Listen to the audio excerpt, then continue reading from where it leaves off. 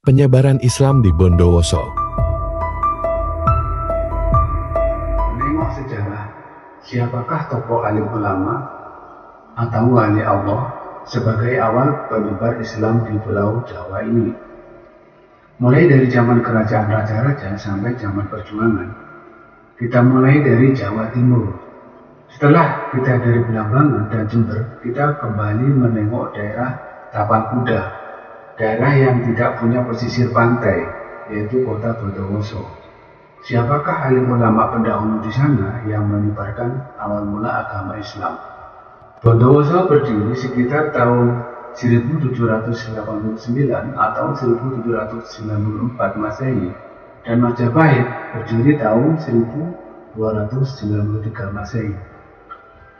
Kalau dilihat tahun berdirinya daerah Bondowoso, termasuk kota yang baru berdiri setelah 496 tahun Majapahit berdiri.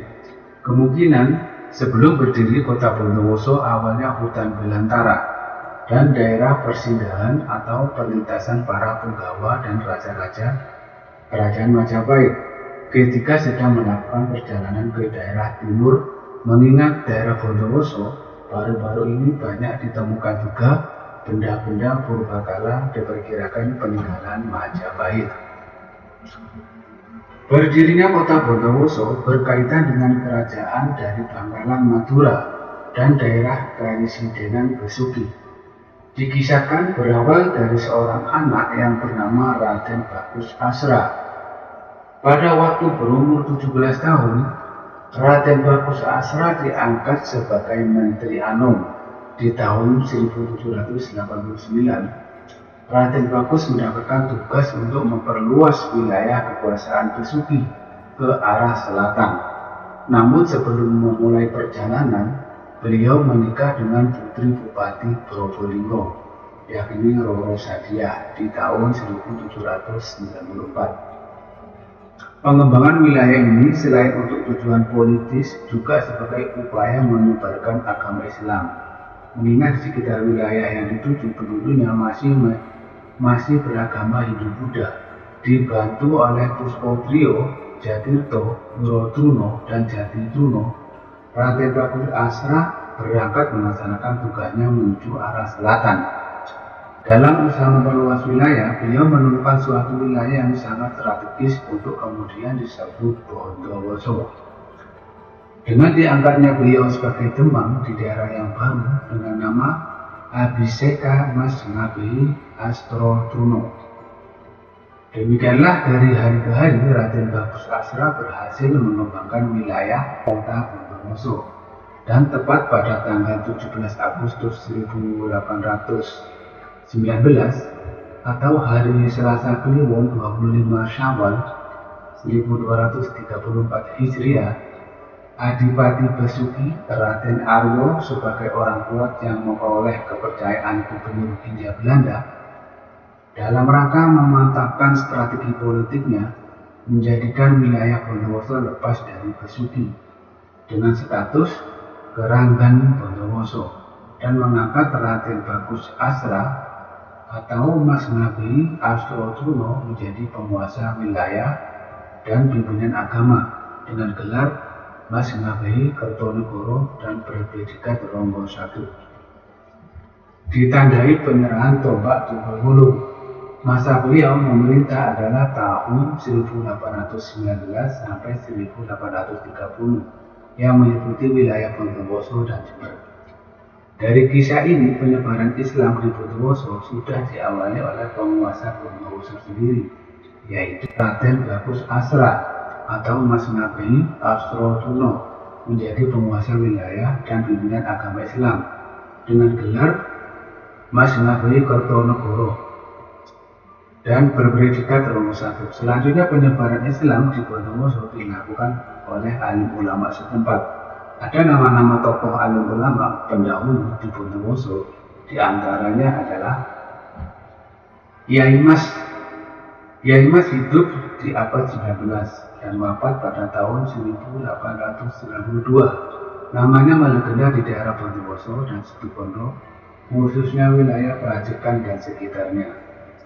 Yang kedua adalah Kiai Haji Asy'ari, hidup sekitar tahun 1883 sampai 1948. Yang ketiga adalah Kiai Haji Hasbullah, seorang alim ulama asal Pamekasan. Beliau diperkirakan datang ke Bondowoso dan mendirikan Ponpes Nurul Khalil pada tahun 1190 Hijriah atau 1769 Masehi. Yang keempat adalah Kiai Haji Raden Abdul Latif, pendiri Pondok Pesantren Kauman Al-Hasani Al-Latifi pada tahun 1363 Hijriah atau 1882 Masehi.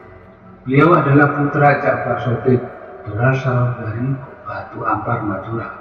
Pada masa mudanya memang senang berkelana, hingga sampailah di pelataran Bondowoso, tepatnya di desa Pojokati, yang dulunya masih bernama Taman Sari.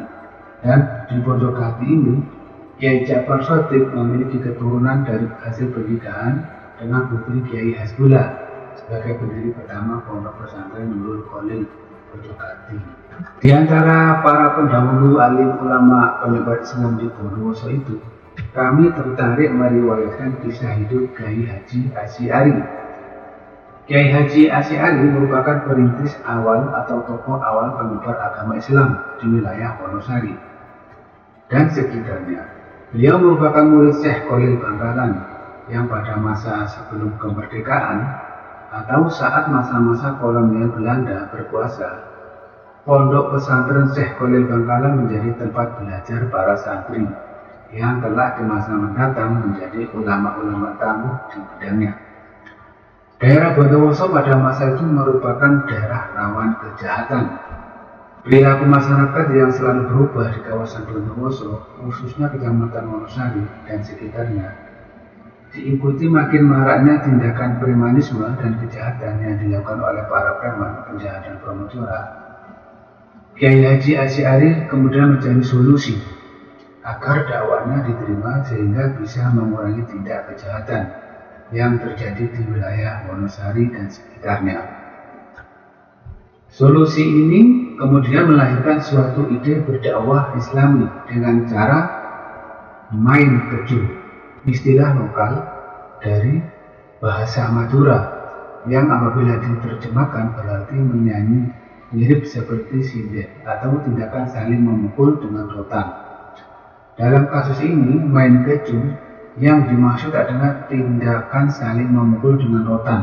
Keju merupakan tradisi yang pelaksanaannya hampir mirip dengan kesenian Tiban di wilayah Tulungagung, di mana para pemain saling berhadapan dan saling cambuk dengan rotan.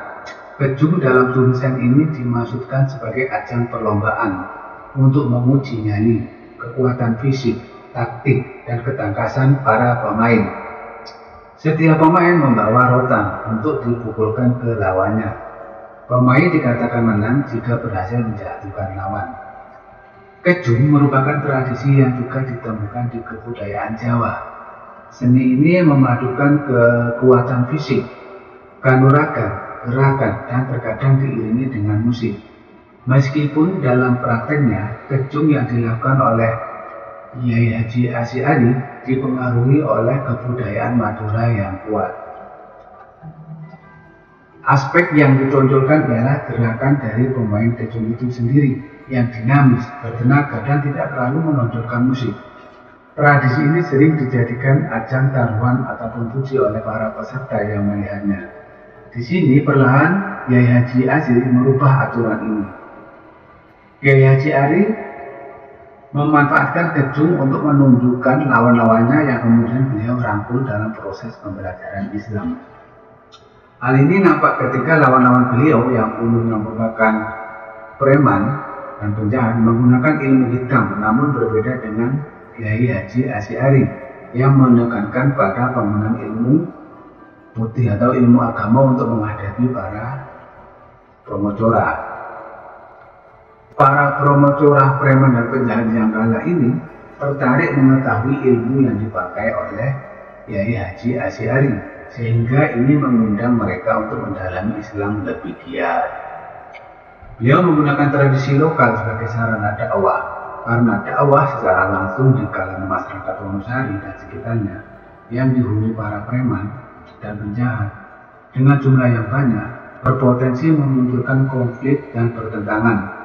Seiring berjalannya waktu, proses dakwah dengan media seni ini memunculkan kesan baik kepada masyarakat termasuk para preman di wilayah tersebut. Perlahan mereka tertarik untuk melihat lebih dekat kesenian kejung ini dan terlibat di dalamnya.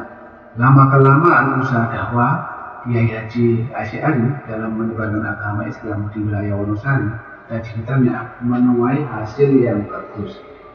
Keberhasilan ini diikuti pula dengan jerih payah beliau untuk merintis dan mendirikan pondok pesantren Darut Tolabah.